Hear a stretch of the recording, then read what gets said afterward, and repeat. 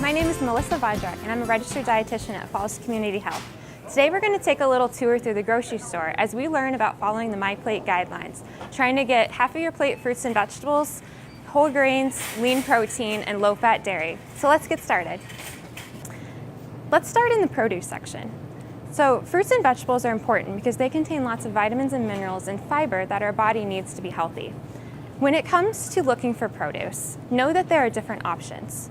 We can go with fresh produce and look for what's in season, frozen, or canned. So for example, fresh green beans, you can go with frozen green beans or canned green beans. These can all be options to follow for a healthy diet. And with your produce, it's important to make sure to wash your produce before eating it and prepare it. Some different ways that you can prepare your produce is to roast or steam or grill or add to smoothies or other different breakfast items as well. So next, we're going to head on over to the canned food section and talk a little bit more about canned foods. When it comes to selecting canned fruits and vegetables, it's important to keep in mind how much sodium and sugar is added into the food products. So one thing that we can do when selecting canned vegetables is to try to choose the low sodium or the no salt added vegetables. So for example, a can of green beans with no added salts. A lot of times the cost is about the same as the regular as well.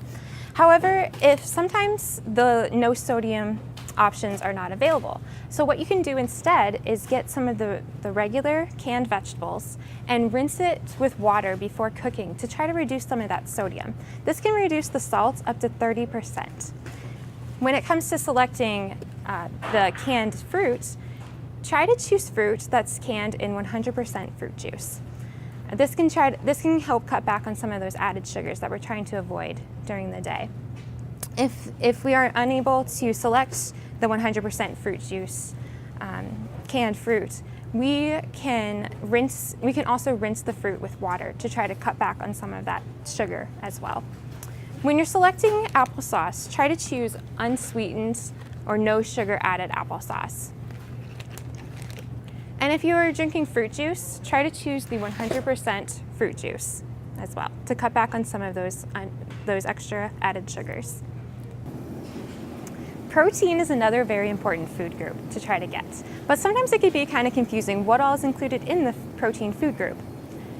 Protein foods consist of foods such as chicken, meat such as beef or pork, eggs, legumes such as beans or lentils, nuts, and fish.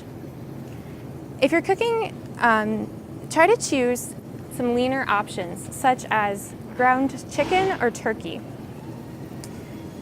If steak is on the menu tonight, try to choose some of the leaner cuts such as loin or round. And hamburgers, try to choose the leaner percentages, such as 93% lean. However, if you are unable to get some of these leaner percentages, you can still cook the regular and then drain off the grease before eating it as well. It's important to try to get fish at least twice per week because fish is high in good fats called omega-3s, which we're going to talk about in a little bit. When considering grains, it's important to try to choose whole grains. Whole grains contain fiber, which help keep us full. So when you're looking at bread and you're selecting bread, try to choose bread that contains whole wheat listed as the first ingredient. This will tell you that the bread is truly whole grain.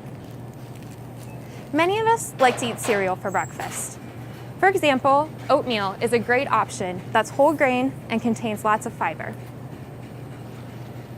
It's also important to keep in mind the serving sizes. Oftentimes with grains, it's easy to consume a lot more than we really should be. So keep in mind that a serving of rice is about 1/3 of a cup, and a serving of pasta is about 1/2 of a cup. Dairy is another very important food group because it provides our body with lots of calcium and vitamin D. Now, some people may not be able to tolerate large amounts of dairy foods, so talk to your doctor if you think you may be lactose intolerant.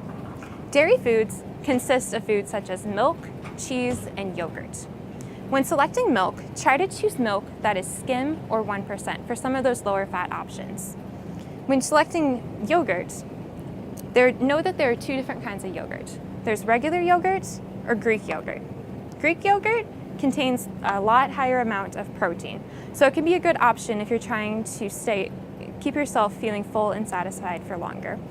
Also with the yogurt, try to keep in mind watch the sugar content, because a lot of times there could be some added sugars and flavorings. When eating cheese or selecting a cheese, try to choose the pre-portioned cheese, such as string cheese, or keep in mind the portion size for the amount of cheese that you're eating, because cheese can be one of those foods that can be easy to consume a little bit too much of. But these are all great options for meeting your dairy needs of 3 servings per day. Next, we're going to talk about some other food ingredients, such as salt, sugar, and fats. When it comes to salt, we want to try to limit our daily salt intake to no more than 2,300 milligrams per day, which is equivalent to about 1 teaspoon of salt. With sugars, we want to limit our added sugar intake to no more than 6 teaspoons per day for women or 9 teaspoons per day for men. With the fats, there are 2 main sources of fats. There are unsaturated and saturated. Unsaturated are some of the healthier fats that come from things such as olive oil and canola. These contain omega-3s, which can also be found in fish such as salmon, and these are important for good brain health. Saturated fats come from more of the animal-based sources, and these fats should be limited. When looking at food labels, the first thing you want to look at is the serving size.